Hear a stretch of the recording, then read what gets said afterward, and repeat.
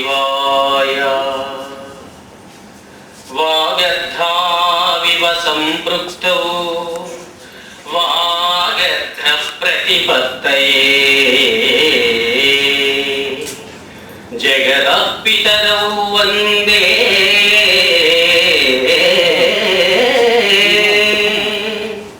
पार्वती परमेश्वरौ। ओम नमः शिवाय। ओम नमः शिवाय। या कुन्देन्दु तुषारहार धवला या शुभ्रवस्त्रान्विता या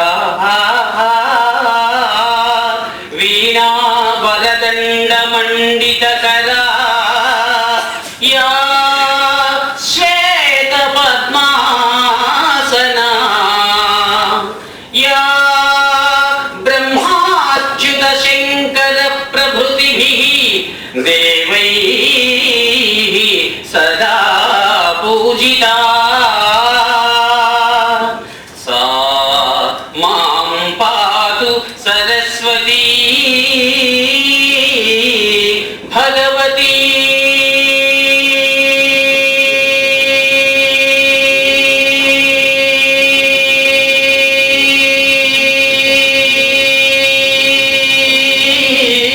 निशेष जाड्यापहार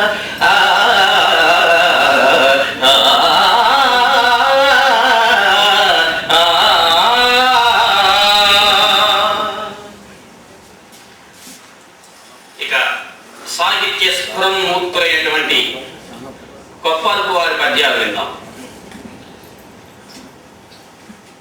ఆశుకవిత్వం మీకు ఎలా మీ జన్మకు అబ్బింది అని అడిగితే వారు చెప్పిన సమాధానం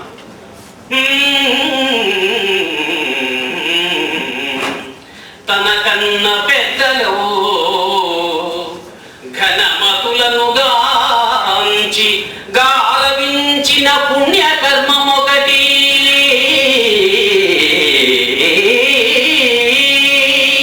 విద్యార్థులకు అర్హ విద్యలనెరిగించి గై కొన్నదో పుణ్యకర్మమొకటి తల్లిదండ్రుల కన్నా దైవముల్లేరంచు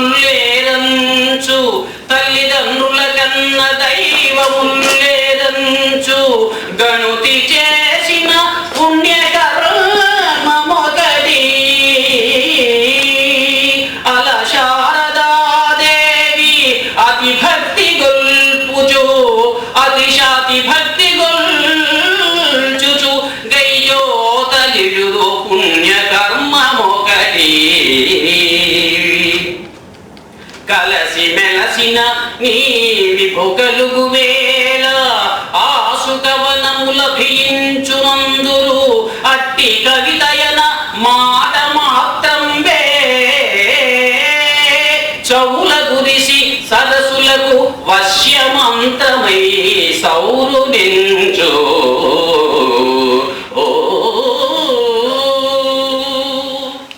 ఇక ఒక అద్భుతమైనటువంటి వనవర్ణన వారు రాసినటువంటిది దైవ సంకల్పం సాధ్వీ మహాత్మ్యం అవధాన పద్యాల్లో పద్యాలు కొన్ని ఎంపిక చేసి మా శర్మ గారు నాకు ఇవ్వడం జరిగింది.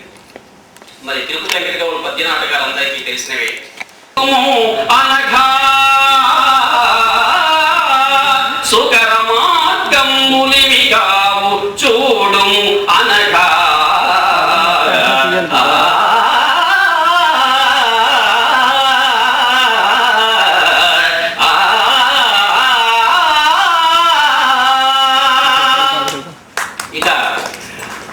ఇంకొక అద్భుతమైనటువంటి పద్యం మోహనలో. వారు చాలా దీర్ఘ సమాస భూయిష్టమైనటువంటి రచన, సంస్కృత సమాసం. మరి చెప్పడానికి వీళ్ళు నోరు పట్టనటువంటి ఎంత కష్టపడి 2-3 సార్లు చదివితే కానీ అర్థం కానిటువంటి ఈ సమాస భూయిష్ట రచనకు ఉదాహరణగా చదువుతున్నాం. 2 ముక్కలే అర్థం అవుతాయి ఇందులో, తర్వాత మరి ఇబ్బంది ఏమని. పేరుంగాంచె పురంబు పురం పేరు గాంచిందట. ఎలా గాంచిందో ఏమిటో తర్వాత చూద్దాం దాని విషయం. పేరుంగాంచె పురంబు దక్షముఖ సంప్రీతామర వ్రాత దుర్వారౌఘౌఘ విమోచనేశ్వర శిరోభాగావతత్పావన శ్రీ రమ్యా రమ్యామలవ ప్రపూర గురు కీర్తి స్మార పుణ్యాకరోంకార ఖ్యాత నదీ ప్రవేశ ప్రవేశ విలసద్గ్రామ ప్రధానంబున. అంటే నేను రాగానికి ఇబ్బంది పడలేదు, ఎందుకు దాన్ని చూసుకోలేదు. ఎందుకంటే సమాసం చాలా మరి ఎక్కడ ఆపినా గుక్క ఆపితే ఇబ్బంది పడుతుందేమో అని, రాముని తోకలు అయిపోతుందేమో జాగ్రత్తగా ప్రయత్నం. ఇక ఇంకొక ఎట్లా ఉంటుందో వారి ఇంకితం ఇంతలేని ఇంగితం ఇంతలేని ఒక హీనుడలచ్చిన దుష్ప్రలాపం రంగద భంగపూతకు అనాదితమైన భవత్ సమాఖ్యకు భంగము కూర్చునే ఒక అపాత్రుడెరుంగక ఉమ్మి వైచిన. అది ఆ గొడవంత అన్నమాట. ఒక అపాత్రుడు ఎరుంగక ఉమ్మి వైచిన గంగ తరంగిణీ జలము కల్మషమై జనురే నృపాగ్రణీ ఇంగితమింతలేని ఒక హీనుడనర్చిన దుష్ప్రలాపము రంగద భంగపూత గుణాతీతమైన భవత్ సమాఖ్యకు భంగము కూర్చునే ఒక అపాత్రుడెరుంగక ఉమ్మి వైచిన గంగ తరంగిణీ జలము కల్మషమై జనునే నృపాగ్రణీ. ఇంకొక దీర్ఘ సమాసానికి మరొక పద్యాన్ని మధ్యలో చాలా ఇది ఉండాలి, కొంచెం గ్యాప్ ఉంటే కానీ కష్టం. అలాంటి సమాసాలు ఏమిటి కూడా మీ అందరికీ తెలుసు. అయినప్పటికీ కూడా మరి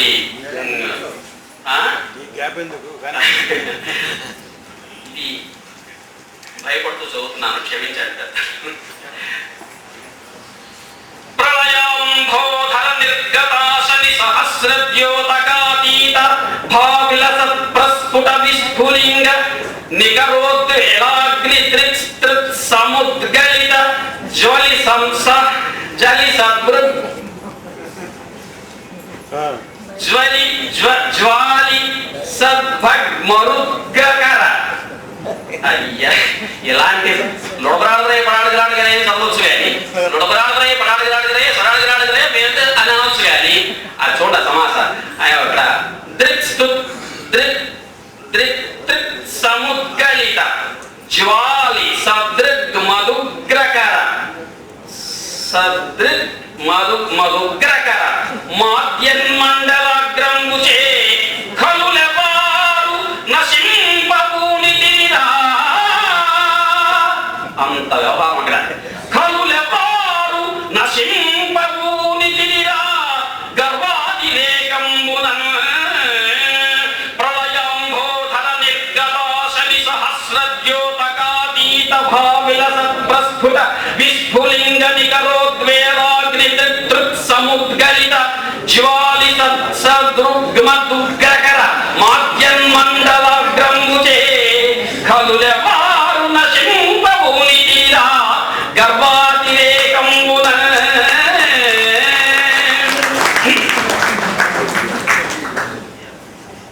ఎంత గొంతుకి ఇబ్బంది పెడుతుందో చూడండి ఆ పద్యం, ఆ సమాసం.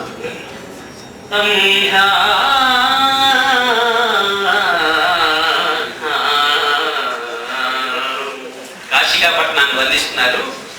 సంజవేళల మౌని సప్తకంబును తింప పంచాస్త్ర వైరి నర్తించు చోటు మధ్యాహ్నముల ధరామర రాజి అన్నంబు పంచాస్యురాణి వడ్డించు చోటు. మధ్యాహ్నముల ధరామర రాజికి అన్నము పంచాస్యురాణి వడ్డించు చోటు. మాధవ ప్రభృతులు ఆత్మాభిధానంబులు మించ లింగం స్థాపించు చోటు. కలుష కర్ముల సుకర్ముల చేయ సురగంగ అంచిత స్థితి ప్రవహి భజించు చోటు అరయ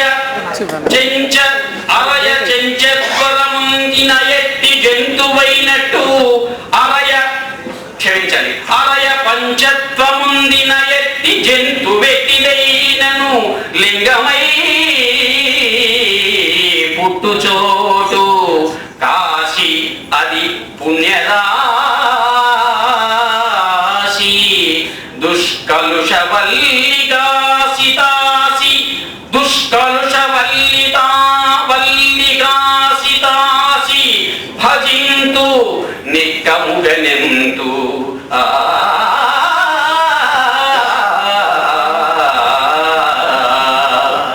ఆంజనేయ స్తవాన్ని చేశారు. ఎంత అద్భుతంగా ఉందో ఈ పద్యాన్ని వినండి.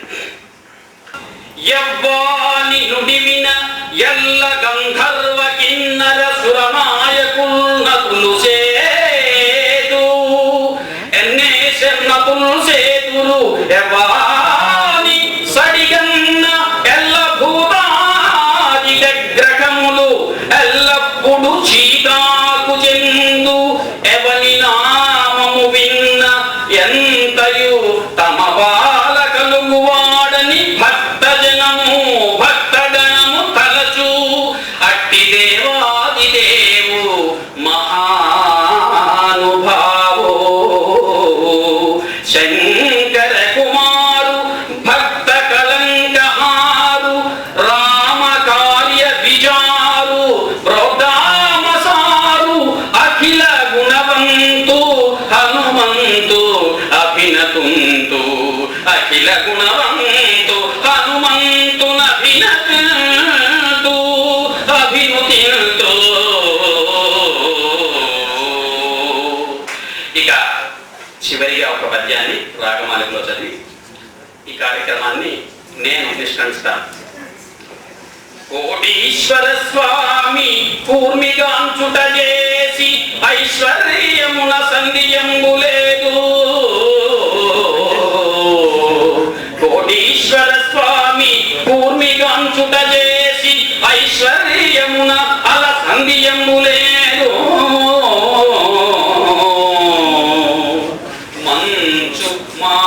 మంచు మాయల గిరుల్ మందనుండుట చేత ఆరోగ్యమునకింత మేరలేదు. మంచు మాయల గిరుల్ మందనుండుట చేసి ఆరోగ్యమునకింత మేరలేదు. ఓంకార నది కృష్ణ యొరసి పారుట చేసి ఓంకార నది కృష్ణ ఒరసి పారుట చేసి అతి పవిత్రతకు లోటనుటలేదు.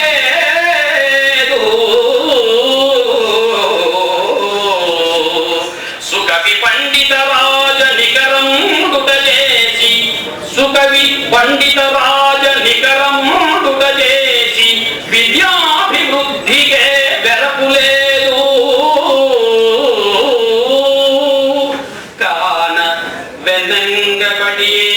కానెన్నంగబడియే సద్గవుల చేత సకల పండిత పామర జనుల చేత జగతి గల సీమలకు నెల్ల చందమామ విపుల సుఖ భూమా మా కొండవీధి సీమా.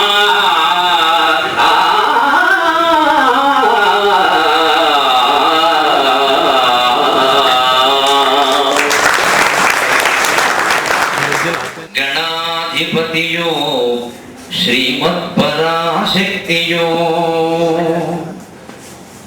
శివుడో మాధవుడో గణాధిపతియో శ్రీమత్పరాశక్తియో ఎవరో ఎందరో దేవతలు గలరు.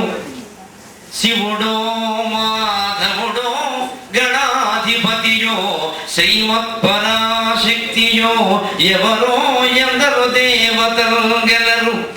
వారి సృష్టి మూలం వనం వివరించం భవదీయ గర్భము. అమ్మా శివుడో మాధవుడో గణాధిపతియో శ్రీమత్ పరాశక్తియో ఎవరో ఎందరో దేవతలు గలరు వారి సృష్టి మూలం వనం వివరించన్ భవదీయ గర్భము నిజంబే దానికంటే గురు ప్రవరుండెవ్వడు దైవమెవ్వడు నిజంబే దానికంటే గురు ప్రవరుండెవ్వడు దైవమెవ్వడు మదంబా సృష్టి మూలం వదే.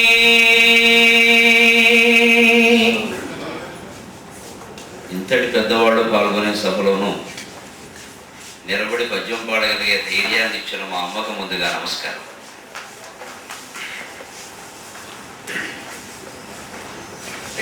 తెల్ల తామర పువ్వు తెల్ల వస్త్రము మల్లెల చిరునవ్వు వెల్లహంస. సర్వశుక్ల సరస్వతి అని అంటారు కానీ మేము కవులం కదా, కాస్త రాగదృష్టితో చూస్తే అనేక రకాల వర్ణాలు కనపడతాయి అమ్మవారు. తెల్ల తామర పువ్వు తెల్ల వస్త్రము మల్లెల చిరునవ్వు వెల్లహంస కనకంబరపు పూలు కరణకమ్ములడాలు కరణకమ్ములడాలు అలిక కుంకుమ రేఖ అధరలేఖ కనకంబరపు పూలు కరణకమ్ములడాలు అలిక కుంకుమ రేఖ అధరలేఖ నీలి జలాలు నీలాల నేత్రాలు నీలి జలాలు నీలాల నేత్రాలు నెమలి కన్నులడాలు నింగి జాలు నీలి జలాలు నీలాల నేత్రాలు నెమలి కన్నులడాలు నింగి జాలు పసుపు మెరుగుటంచు పసిడి వీణియవించు పసుపు మెరుగుటంచు పసిడి వీణియవించు పుత్తడి నెమ్ము పుస్తకము పసుపు మెరుగుటంచు పసిడి వీణియవించు పుత్తడి నెమ్ము పుస్తకము సర్వవర్ణమయము శారదారూపము శారదారూపము స్వర్ణపర్ణమయము వాంగ్మయము సర్వవర్ణమయము శారదారూపము స్వర్ణపర్ణమయము వాంగ్మయము అర్ణవముల బోలు ఆపదలను దాట కర్ణధాని అర్ణవముల బోలు ఆపదలను దాట కర్ణధాని మనల కాసుగాక. అమ్మకి పలుకులమ్మకి నమస్కారం చేస్తూ ఈవేళ ఇది అవధానుల సభ. ఎంతమంది ఉన్నా ఈవేళ మాకే ప్రాధాన్యం. వీడియోల వాళ్ళు ఫోటోల వాళ్ళు అందరూ మాకేసి చూడాలి. మా అవధానుల సభ.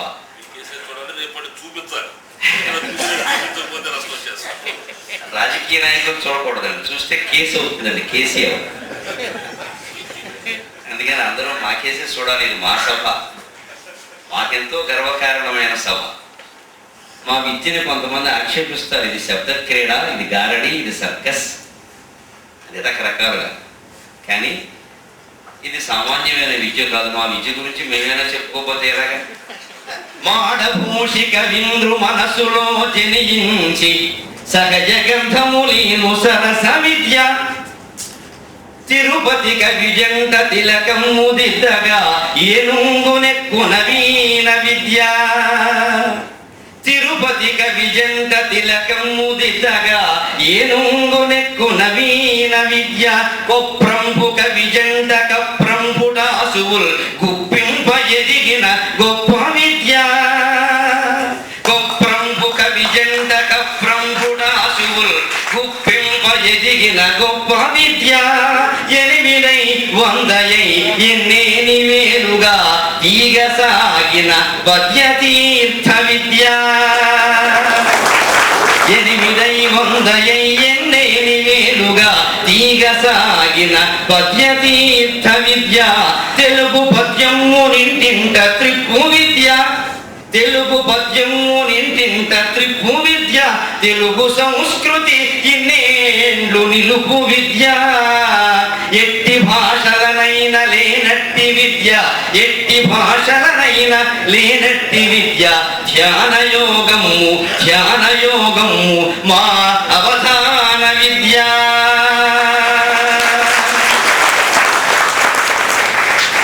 మీకు ఈ ఆశు కవిత్వం ఎలా వచ్చింది అంటే ఇందాక కొప్పరపు కవుల పద్యం విన్నాం.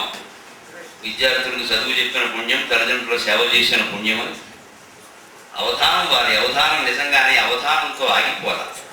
అది మహత్తరమైన ధ్యానయోగం వైపు మళ్ళింది. నిజంగానే అవధానం ఒక ధ్యానయోగం.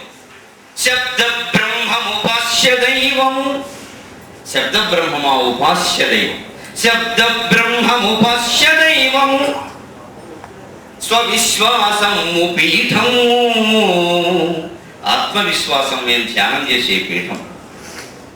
శబ్ద బ్రహ్మముపశ్య దైవము స్వవిశ్వాసము పీఠము నిశ్శబ్దాంతర్మననము మంత్రమననాచారముగా, నిశ్శబ్దాంతర్మననము మంత్రమననాచారముగా కౌముదీ సుద్దీపంబులు, కౌముదీ సుద్దీపంబులు అంధకార దడన జ్యోతులు, కౌముదీ సుద్దీపంబులు అంధకార దడన జ్యోతులు సహస్రారమందు సహస్రారమందు అబ్ద క్రీడవధాన విద్యయనగా.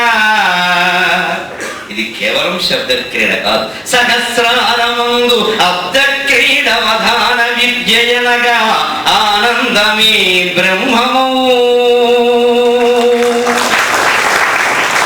అటువంటి విద్యను చేపట్టి తీర్చిదిద్ది ఏనుగెక్కించి పట్టాభిషేకాలు చేయించి తాము అందుకోవడం ద్వారా సరస్వతీదేవికి ఆ గౌరవం జరిగినట్టుగా భావించిన మహానుభావులు కొప్పరపు కవులు.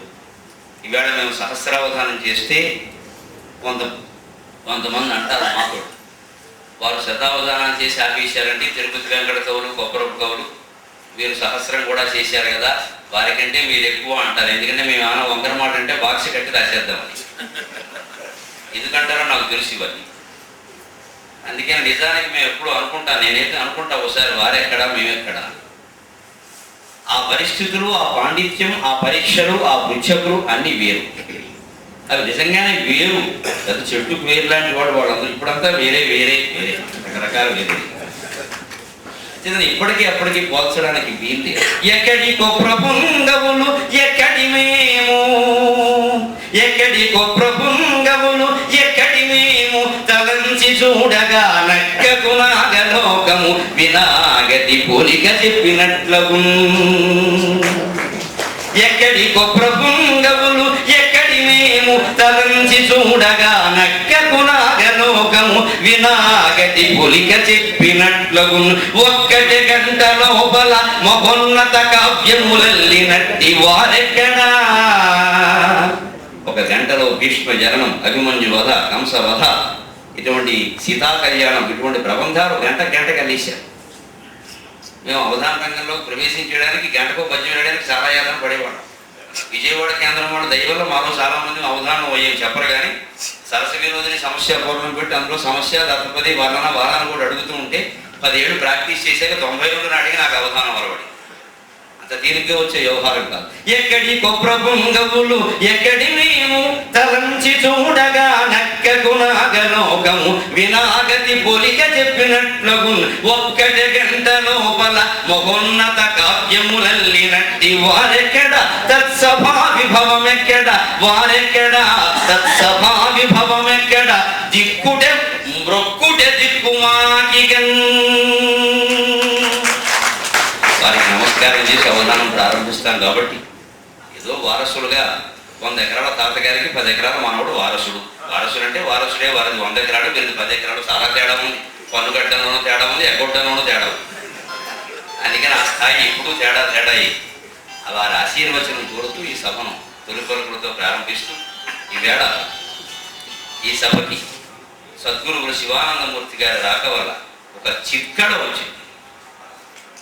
ఎంతవరకు ఉన్నది కేవలం కవితా సంబంధమైన కళ. వారి రాకతో ఒక ఆధ్యాత్మిక తత్వమూర్తి భవించి చిక్కడ ఈ సభలో ప్రవేశించినట్టుగా నాకు అనిపించింది. వారికి మనం ఇవ్వగలిగింది ఒకటి, ఒట్టి నమస్కృతం. దేవుడి దగ్గరికైనా రిక్తహస్తాలతో వెళ్ళకూడదు, కానీ శివానందమూర్తి గారి దగ్గరికి రిక్తహస్తాలు తప్ప మాకేం లేదు. ఎందుకంటే చేతుల్లో ఏమైనా ఉంటే దండం పెట్టలేదు. ఈ మైకు ఎలా దండం పెడతామో పట్టుకుంటే ఇది ఏదో మాట్లాడుతుంది. అందుకని సంపూర్ణంగా భక్తిపూర్వకంగా నమస్కారం చేయాలంటే చేతుల్లో ఏమి ఉండకూడదు. ఒట్టి నమస్కృతం పరశివ ప్రభవాత్మకు, ఒట్టి నమస్కృతం పరశివ ప్రభవాత్మకు, బ్రహ్మతత్వమున్ బట్టిన వైదిక ప్రభకు. ఒట్టి నమస్కృతం పరశివ ప్రభవాత్మకు, బ్రహ్మతత్వమున్ బట్టిన వైదిక ప్రభకు, పత్రికలందు సమర్థ బోధకు. ఒక ఋషిపీఠం పత్రికలో, ఒక ఆంధ్రభూమి పత్రికలో వారి వ్యాసాలు చదివి చాలా స్ఫూర్తి పొంది ఇలా చదవడం మన్నాడు మా కాలేజీలో అవసరం లేకపోయినా పిల్లలకి చెప్పేయడం, పాఠంలో లేకపోయినా. పాఠంలో ఉండేవి చెప్తే వాడు బాగుపడరు, ఇలాంటివి చెప్తేనే బాగుపడరు. అందుకని ఆ తర్వాత చెప్తాను రాబోయే ముందు వ్యాసం ఏంటంటే మన దేశం గురించి దేవుడి గురించి రాసేయడం ఏదో ఒకటి కలిపేసి ఎలాగో అవగాహన కదా, అందులో ఇది అందులో అది కలిపేయడం మాకు అలవాటు. అందుకని పాఠంలో ఇవన్నీ కలిపేసి చెప్పేయడం, వాళ్ళకి అసలు రెచ్చగొట్టేయడం.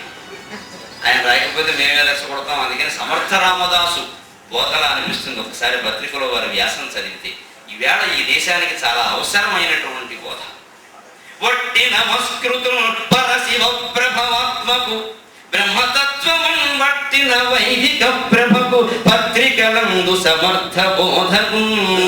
కట్టిన పంచచూడు, కట్టిన పంచచూడు, శిఖ ప్రసవంబు, శిఖా ప్రసవంబు, శిరస్సు చూడు.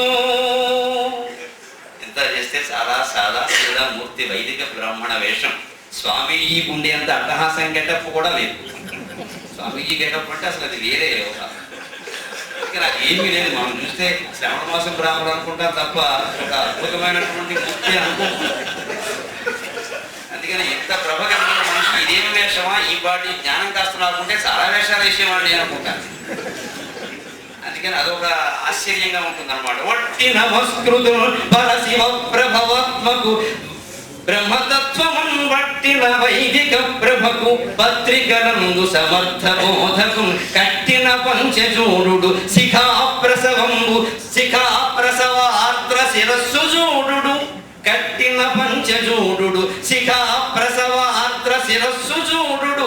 ఆ కట్టుకొనెన్ సమస్త జగము, ఆ కట్టుకొనెన్ సమస్త జగము, ఆ కట్టుకొనెన్ సమస్త జగము, పురాణ నవీన శోభనం. ఆ కట్టుకొనెన్ సమస్త జగము, పురాణ నవీన శోభనం. వారికి నమస్కారం చేస్తూ తర్వాత కార్యక్రమంలో పీఠం వ్యవస్థాపకుల పలుకులు ఉన్నాయి. ఈ కార్యక్రమంలో వీరు చిత్కళగా ప్రవేశించడం ఎంత ముఖ్యమో ఈవేళ నాకు అన్ని విధాలా గురువర్యులు ఆచార్య బేతవోలు రామబ్రహ్మ గారికి ఈ కళాపీఠం పురస్కారం ఇవ్వడం నాకు ప్రత్యేకంగా చాలా ఆనందం. ఎందుకంటే మావాళ్ళు అంటూ ఉంటాను కొంతమంది. కేవలం గురువు గారే కాదు, నాకు ఆయన తల్లి తండ్రి ఇంకా ఏదైనా ఎక్కువ పదార్థం సృష్టిలో ఉంటే అది ఆయన. అటువంటి వ్యక్తికి పురస్కారం అంటే నేనే వస్తానయ్యా. అందుకని రావురి వెంకటేశ కవిరాజునకు కవిరాజ శిష్యుడై, రావురి వెంకటేశ కవిరాజునకు కవిరాజ శిష్యుడై. గురువు గారు కవిరాజు, ఆయనకి శిష్యుడు కూడా కవిరాజు లాంటి వాడు.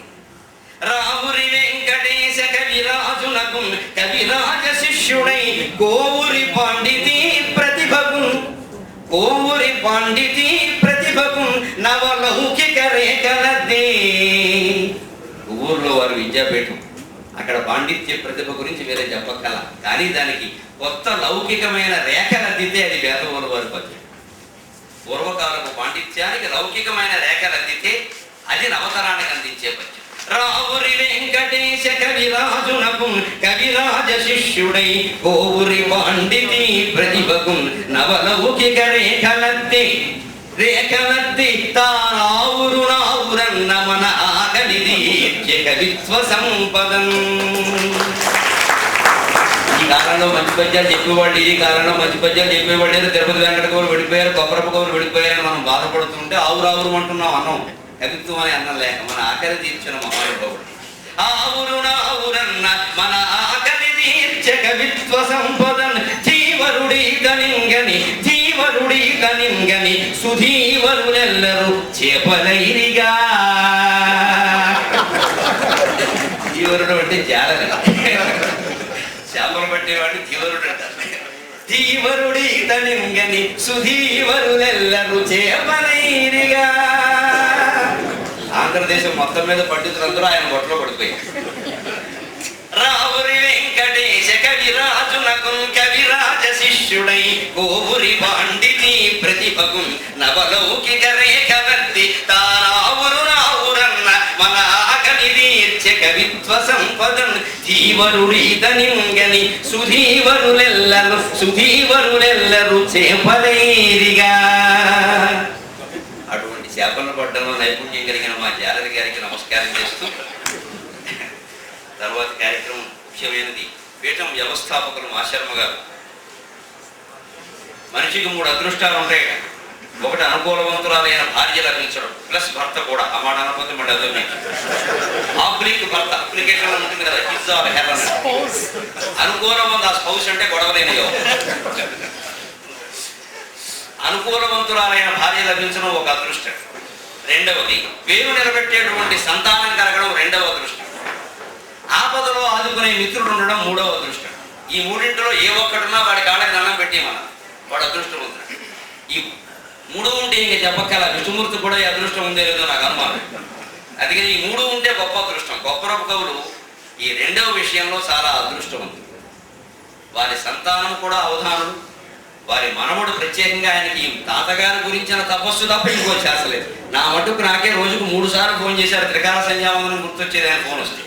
అమ్మయ్య మాశర్మ గారు ఫోన్ చేశారు, మధ్యాహ్నం సంధ్యావందనం చేయాలి. మాశర్మ గారు ఫోన్ చేశారు, సాయంత్రం సంధ్యావందనం చేయాలి. లెక్కే. ఇంత భక్తి శ్రద్ధలు కలిగిన మనవుడు ఉండడం, ఇన్నేళ్లుగా ఇప్పటికి 4 పుస్తకాల పైన వేశారు. వారి సాహిత్యం అంతా మనకి అందడం చాలా అపూర్వమైన విషయం. వారిని అభినందిస్తూ పీఠం తరఫున వ్యవస్థాపకుని పలుకుని వినిపించవలసిందిగా కోరుతున్నాను. ఈ పీఠాధిపతులు మనరాట్ వెంకట నారసింహ నరరాన్ మాణిక్య సంస్థాన వృత్తులు నిష్ఠుల్య దిగంత విశ్రుత సుకీర్తులు హేమ దుర్గా కృపామల సందీప్త సురాపగాప కవిత బంధాతు ధారావధాన రసప్రజ్ఞులు కొప్పరంపు కౌలను వారం పితంది. ఆ కొప్పరపు కౌల పేరున వెలిసిన ఈ పీఠం సభ పునఃస్వాగతం. ఏ అమ్మ విరుదమ్ము నిప్పించే తొలిగల్త మణికొండ భూపాల మౌలి చేత, ఏ దేవి జయగంటికాదుల నిప్పించే మద్రాసు బుధ శిరోమణుల చేత, ఏ తల్లి వేయినూ నిప్పించే కటికాత్వైని పీఠికా పురాధీసు చేత, ఏ మాత జయకేతు వ్యక్తంగా పథకంబు నిప్పించే పోలవరీసు చేత, ఏ ప్రతిభ భుజగేంద్రాది సుప్రసిద్ధ రుపుల చే దేవిరురాలు ఈయదేశి అట్టి మధుపాశ్య శ్రీ శివాబ్జాక్ష నేడు భూమి దళకొత్తు జయమన కూర్చుగాత. ఇది కొప్పరపు వారి సౌశీల్యానికి, పద్య విద్యా కౌశల్యానికి ఇది ఒక ఉదాహరణ. అన్నది మాటయేని పురుషాకృతి చిహ్నముగా మూతిపై ఉన్నది నీసమేని ఇది వారి ఆత్మవిశ్వాసానికి ఇది ప్రతీక. అంతటి కొప్పరపు కవుల సభ కార్యక్రమానికి పునఃస్వాగతం పలుకుతూ నా మాటలు 4 నిమిషాల పాటు చెప్తాను. ఈనాటి సభలో ముఖ్యమైన కార్యక్రమాలు 2. ఒకటి పుస్తకావిష్కరణ, 2 వార్షిక పురస్కారం. ఇది బేతవోలు రామబ్రహ్మం గారు అవధాన సుధాకరుడే కాదు, వారి సంచాలక ప్రభాకరులు కూడా. ఈ రోజు ఈ పుస్తకం ఆవిష్కరణకి సంపూర్ణ సర్వం వారే. బేతవోలు రామబ్రహ్మం గారే ఈనాటి పుస్తకం ఆవిష్కరణకు సర్వం. వారి సంపాదకత్వంలో 16 మంది దిగ్గజులైన పండితులతో, లబ్ధపతిష్ఠులైన పండితులతో ఈ వ్యాసంకరణం ఈరోజు ఆవిష్కరణ చేసుకుంటున్నాం. వారికి నా ధన్యవాదాలు. ఇక ఇది అవధాన పీఠం. బేతవోలు రామబ్రహ్మం గారు వందలాదిగా ఎన్నో అవధానాలు చేశారు. మనమందరం అవధానానికి అభిమానం. మనతో పాటు అవధానందరూ అభిమానించే ఏకైక వ్యక్తి బేతవోలు రామబ్రహ్మం గారు. పురస్కారం తీసుకుంటున్న వారు బేతవోలు రామబ్రహ్మం గారు. వారు గోదావరి ప్రాంతం వారు.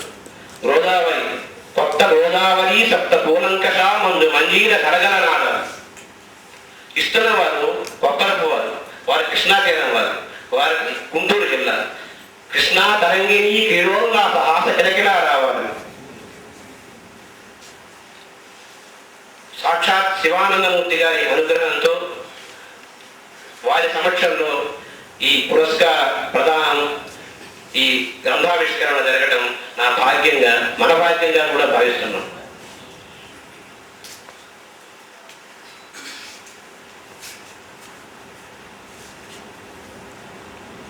మొదటి నుంచి నన్ను నడిపిస్తున్న వారు ఇద్దరు. 3 సంవత్సరాల క్రితం కొప్పరపు కళాపీఠం 9/9/2002 ప్రారంభించాం.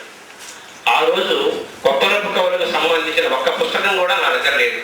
ఈ రోజు 4 పుస్తకాలు ప్రచురించామంటే దాని వెనుక 2 వ్యక్తులు ఉన్నారు. ఒకరు శంకరుడు, శివుడు. రెండవ వారు ఆంజనేయుడు.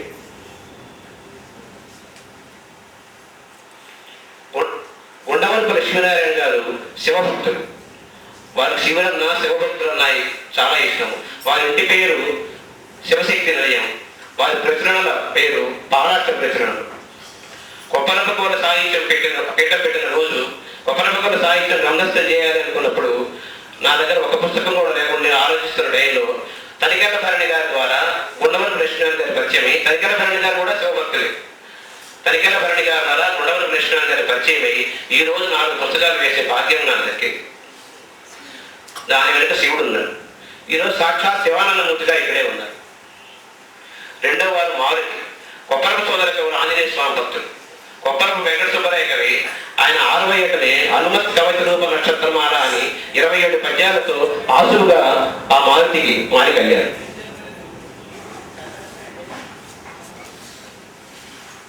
ఇక రామబ్రహ్మం గారు. మారుతి వెనుక రాముడు ఉంటాడు, నా వెనుక రామబ్రహ్మం ఉన్నారు. ఉండి ఈ పుస్తకాన్ని ఇంత సర్వాంగ సుందరంగా తయారవ్వడానికి వారు నన్ను ప్రోత్సహించారు. పోషకులు లేకపోతే పుస్తకాలు కానీ, సభలు కానీ, ఏ కవుడు కానీ, కళాకారుడు ఎదగలేదు. మా లక్ష్మీప్రసాద్ గారు నాకు సలహాదారుడే, నాకు గౌరవ సలహాదారులు మిత్రుడే కాకుండా వారు నాకు పోషకులు కూడా. వారి ప్రోత్సాహంతో ఈ 3 సంవత్సరాల నుంచి పీఠం కార్యక్రమాలు చేస్తూ పుస్తకాలు ప్రచురణ చేస్తూ ఉన్నాం. సాక్షాత్ శివానందమూర్తి గారు నాకు అనుగ్రహణతో పాటు, ఆశీస్సులతో పాటు వారి ఆర్థిక సహాయం వల్ల ఈ రోజు నేను పుస్తకాలు వేయగలిగాను. శివానందమూర్తి గారు ఉన్నాం సంస్థానాధీశులు. కొప్పరపు కవులకి, శివానందమూర్తి గారికి, కుటుంబానికి ఎంతో అనుబంధం ఉంది. మా తాతగారైన కొప్పరపు సోదర కవులు, శివానందమూర్తి గారు నాన్నగారైన వెంకట బసవరాజు గారు, వాళ్ళిద్దరి మధ్య ఎంతో ఆత్మీయ అనుబంధం ఉంది. వీరబసవరాజు గారు యుగంధరుడు ఒక పత్రిక నడిపేవారు కొంతకాలం. దానిలో పుంకానుగా కొప్పరపు కవుల గురించి వచ్చేది. కొప్పరపు కవులు రాజమండ్రి వచ్చినప్పుడు వారు శివానందమూర్తి గారు నాన్నగారైన బసవరాజు గారి ఇంట్లోనే వారు ఆతిథ్యం స్వీకరించేవారు. ఈ విషయాలన్నీ నాకు శివానందమూర్తి గారి దగ్గర తెలిసాయి.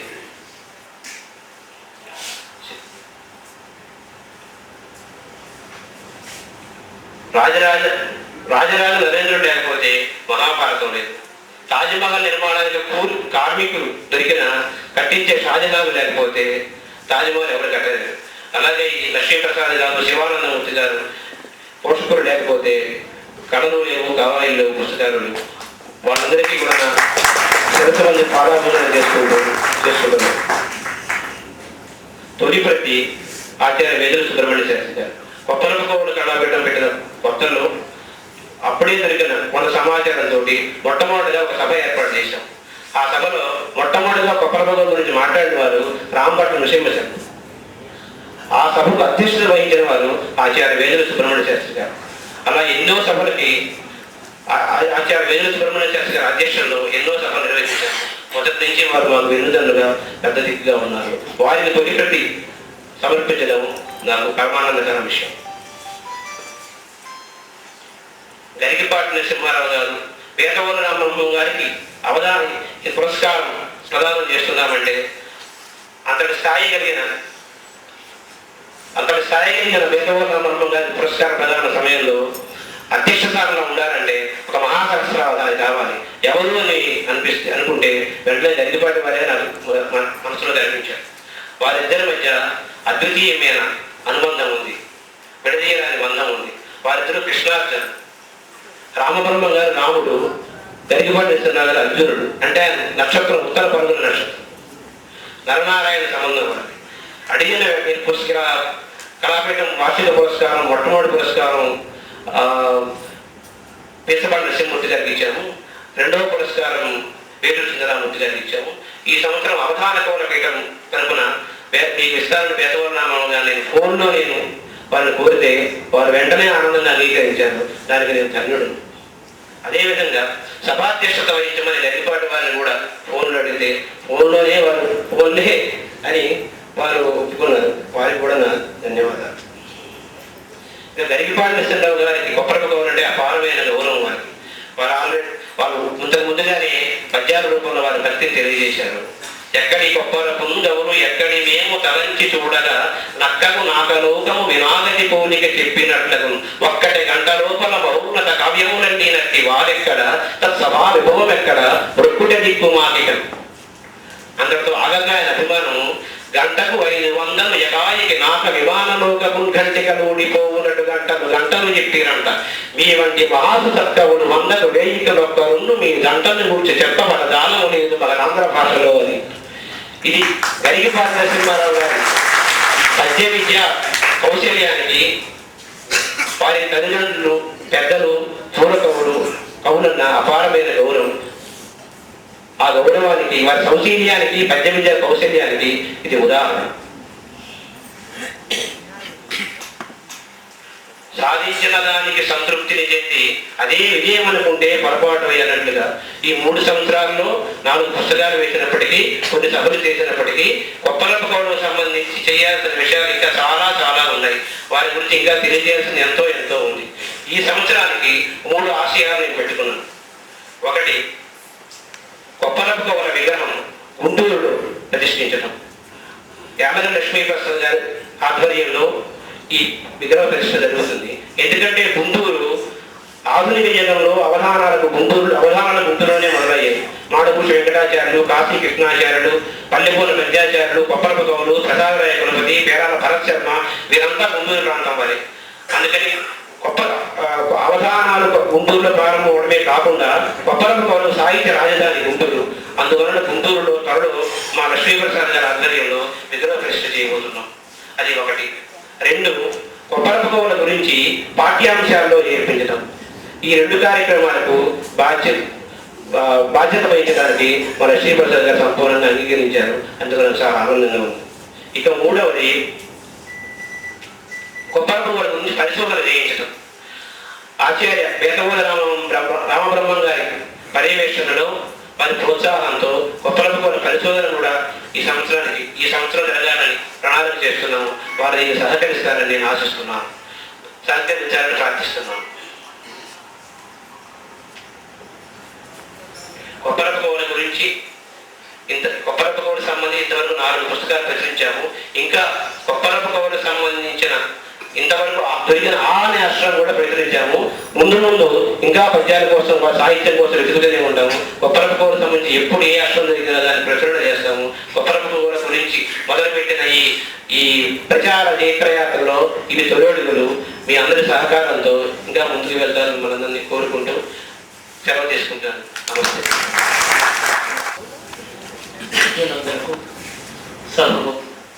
నమస్కారం.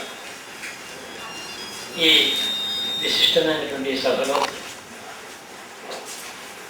మనం సుమారు 100 ఏళ్ల నాటి ఆంధ్ర కవిత వైభవాన్ని ఒక మాట గుర్తు చేసుకుంటాం. ఆనాడు మా శర్మ గారు వారి కీర్తిని మరొకసారి మనకి జ్ఞాపకం చేస్తున్నారు. కేవలం 8 100 అయింది, 100 వెయ్యింది. నిజమే.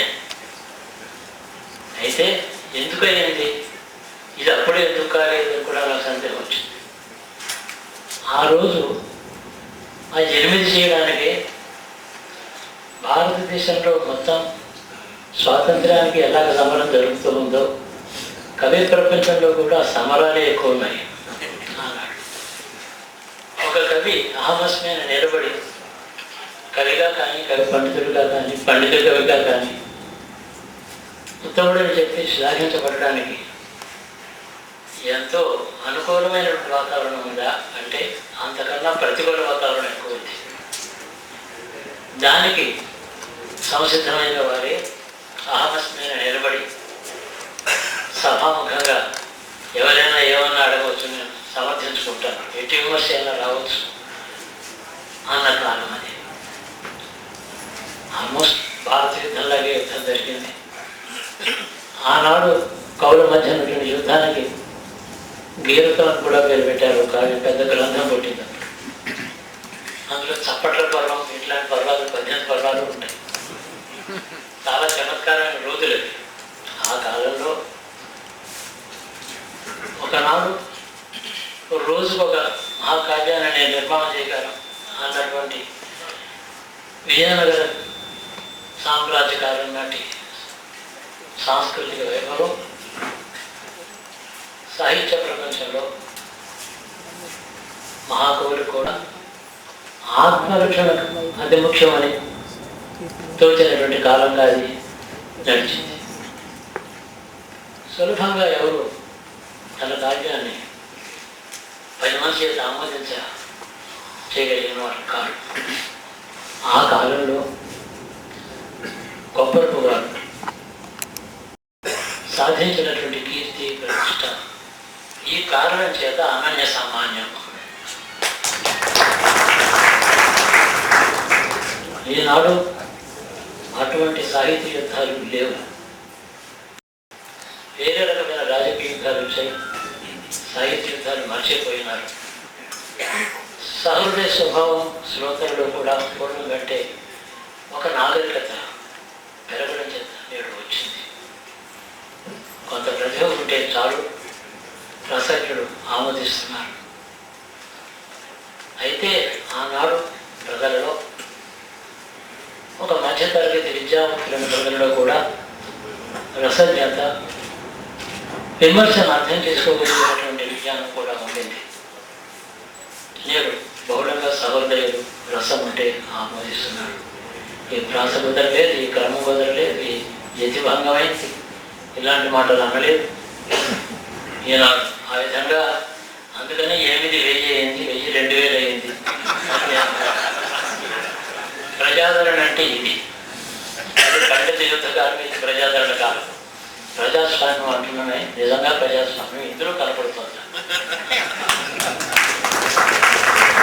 ఇటువంటి సత్కార్యం నా చేత చేయించి మా శర్మ గారు నాకు ఒక పుణ్యం ఇచ్చారు.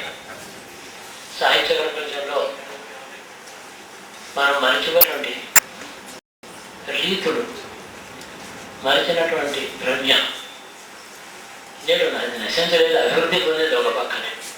కానీ ఆనాడు వారు సాధించిన విజయానికి ఎటువంటి వాతావరణంలో సాధించారో గుర్తు చేయడం నా ఉద్దేశం. అందుకని మాటలు అన్నాను. వారి ప్రతిభ, వారు 50 సంవత్సరాలు కూడా జీవించలేదు వయస్సులో, చాలా అల్ప వయస్సులోనే ఎత్తుకుపోయినారు. ఈ అవధాన కవులు కొంత విశ్రాంతి తీసుకుంటే వార్ధక్యంలో శాశ్వతమైన గ్రంథ నిర్మాణం చేసి కీర్తి శాశ్వతంగా స్థాపించుకోగలరు. అదొకటి నిలబడుతుంది. లేకపోతే సంకలనములు ఎన్ని తీసుకొచ్చి పెట్టినా అవి ఒక ఉద్గ్రంథంగా నిలవకపోవచ్చు. ఎంతో రసజ్ఞత ఉండొచ్చు, ఎంతో రసస్ఫూర్తి ఉండొచ్చు, ఔచిత్యం ఉండొచ్చు, ఎన్నో అద్భుతమైనటువంటి రత్నాల వంటి పద్యాలు వేయి చెప్పిన ఒక గ్రంథం వేరే. వారికి అటువంటి అవకాశం, దానికి తగినటువంటి దీర్ఘాయుధ్యం నేటి అవధానులకు భాగం తెలుసుకాక. కొప్పరపు గారికి ఎటువంటి గౌరవం మనం చేసినా వేతవులు వారికి నేడు మనం ఇచ్చినటువంటి పురస్కారం, వారి ప్రతిభకు మనం చేసినటువంటి గౌరవం. కొప్పరపు వారు స్వర్గంలో కూడా తల ఊచి ప్రశోచితంగా అని అనుకుంటాను. వారు ఆమోదించారు. ఇంతకన్నా ఏం కావాలి? చిరంజీవి మా శర్మకు ఈ అభిరుచి ఆ వంశంలో పుట్టినందుకు దానికి తగినటువంటి కృషి, ఆ కృషికి ప్రోత్సహించగలిగినటువంటి సహోదయులు ఇక్కడ అందరూ ఉండడం చేత ఇది చాలా మంగళప్రదమైనటువంటి సభగా ఇందులో నాకు భాగస్వామ్యం ఇచ్చినందుకు నేను కృతజ్ఞతతో భావిస్తూ సెలవు తీసుకుంటాను. లాలయత్యుత్తమో జన తరు ప్రసూతే పుష్పాణి మరుద్వహతి సౌరభం. కవి కావ్యం రాస్తాడు. ఉత్తముడైన విమర్శకుడు కావ్య రచనలోని వైభవాన్ని లోకానికి అందిస్తాడు. చెట్టు చక్కగా పుష్పిస్తుంది. వాయువు సౌగంధ్యాన్ని దశ దిశలా వ్యాపింపజేస్తాడు అని. ఆ విధంగా కవికి లోకంలో ఒక స్థితి, ఉత్తమ స్థితి కలగాలనేటట్లయితే విమర్శకుడు కావాలి. పాశ్చాత్యులు కూడా he is a critic who makes him a poet అన్నారు. ఆ విధమైనటువంటి సంప్రదాయాన్ని అనుసరించి తమ కవిత సంపద చేత, ఆసు కవిత ప్రవచనం చేత ఆంధ్రదేశాన్ని అల్లకల్లోలం చేసినటువంటి గొప్పరపు సోదరుడు యొక్క కవితా వైభవాన్ని చక్కని విమర్శల రూపంలో లోకానికి అందించాలనేటువంటి సంకల్పాన్ని పొందినటువంటి మా శర్మ యొక్క ఆ సత్సంకల్పాన్ని హృదయపూర్వకంగా అభినందిస్తున్నాం. ఆ గ్రంథాన్ని పరమ శివ స్వరూపులైనటువంటి పండిత పక్షపాతులైనటువంటి సద్గురు శ్రీ శివానందమూర్తి గారి చేత ఆవిష్కరింపబడడం నిజానికి భారతికి చక్కగా వన్నెలతో అలంకరించినట్టుగా భావిస్తూ ఉంటాను నేను. అటువంటి ఆ మహాగ్రంథాన్ని వారి చేతుల మీదుగా తొలి ప్రతి నాకు ఇవ్వడం నా జన్మ తరించినట్లుగా చాలా ఆనందాన్ని పొందుతున్నాను. మా శర్మ యొక్క సత్సంకల్పం ఇంకా అనేక విధాలుగా ఫలించాలని, గొప్పరపు కవుడి యొక్క కవితా వైభవం ఇంకా భిన్న భిన్న కోణాలలో భిన్న భిన్న విమర్శలలో ఆవిష్కృతం కావాలి అని, ఈ విధమైనటువంటి సాహిత్య వైవస్య చిరకాలంగా వర్ధిల్లాలి అని హృదయపూర్వకంగా ఆకాంక్షిస్తూ, అభినందిస్తూ, ఆశీర్వదిస్తూ, ఆకాంక్షిస్తూ ఇంతతో వినిపిస్తున్నాను. పాద పంకజయుగంబున నందియలుగ్గడింప గల్లున పాద పంకజయుగంబున నందియలుగ్గడింప రంజిల్లుదరాభకంఠమున శ్రీ ప్రణవాక్షర రూప ఘంట పింపిల్లగ మన్మనోంబు భవ పీఠి వసించుత వేదశాస్త్ర సంపల్లలితాస్యునంగన అపార కృపా విభవంబు పెంపునన్ గల్లున పాద పంకజయుగంబున నందియలుగ్గడింప రంజిల్లుదరాభకంఠమున శ్రీ ప్రణవాక్షర రూప ఘంట పింపిల్లగ మన్మనోంబు భవ పీఠి వసించుత వేదశాస్త్ర సంపల్లలితాస్యునంగన అపార కృపా విభవంబు పెంపునన్ గండస్రవదంబు పారణ రటత్కాలాడి వైధూననోద్దండ ప్రక్రియ గండ ప్రస్రవదంబు పారణ రటత్కాలాడి వైధూననోద్దండ ప్రక్రియ నోడిపోవుట కకుబ్దంతీంద్ర కర్ణామయోచ్చండంబౌగతి ఘీంకరింప గజవక్త్ర స్వామి షడ్వక్త్రవాహాండేజోత్తము నృత్తముల్ బహువిధం హస్తాడనైకాఢ్యముల్ గండ ప్రస్రవదంబు పారణ రటత్కాలాడి వైధూననోద్దండ ప్రక్రియ నోడిపోవుట కకుబ్దంతీంద్ర కర్ణామయోచ్చండంబౌగతి ఘీంకరింప గజవక్త్ర స్వామి షడ్వక్త్రవాహాండేజోత్తము నృత్తముల్ బహువిధం హస్తాడనైకాఢ్యముల్ రాముని వెంకటేశ కరిరాజున కంజలి చేసి రాముని వెంకటేశ కరిరాజున కంజలి చేసి గుండెలో కోవురి పీఠమున్ నిలుపుకొంచు భజించెద గుండెలో కోవురి పీఠమున్ నిలుపుకొంచు భజించెద సర్వదేశిక శ్రీ విమలాంఘ్రి యుగ్మ సరసీజములన్ సర్వదేశిక శ్రీ విమలాంఘ్రియుగ్మ సరసీజములన్ రమణీయ వర్ణ పుష్పావళి పూజ చేసెద జయంబును గోరి సభాంగణంబునన్ రాముడి వెంకటేశ కనిరాజున కంజలి చేసి గుండెలో కోవురి పీఠము నిలుపుకొంచు భజించద సర్వదేశిక శ్రీ విమలాంఘ్రియుగ్మ సరసీజములన్ రమణీయ వర్ణ పుష్పావళి పూజ చేసెద జయంబును గోరి సభాంగణంబునన్. మా గరికపాటి నరసింహారావు గారు అధ్యక్షుడిగా కానీ వక్తగా కానీ ఆయన ముఖ్య అతిథిగా కానీ ఉన్న సభలో ఆయన పద్యాలు గుర్తించేస్తూ ఉంటాడు. ఆయన వెనకటికి తిరుపతి కొప్పరపు కోవల గురించి చెబుతూ వేటూరు ప్రభాకర్ శాస్త్రి గారు ఒక పద్యం అన్నారు. పలికిన పలుకులెల్ల నిరిపద్యములై హవణిల్లా. నోరుకి మాట్లాడితే చాలు పద్యం, మామూలుగా మాట్లాడటం అనేది లేదు అసలు. వాళ్ళకి వేదిక మీద ఎక్కి మాట్లాడుతున్నారు అంటే అది ఖచ్చితంగా పద్యమే. పద్యంలా చదవచ్చు, వచనంలా చదవచ్చు, కానీ వారి నోటి నుంచి వచ్చిన ప్రతి మాట పద్యం అయ్యింది అన్నారు.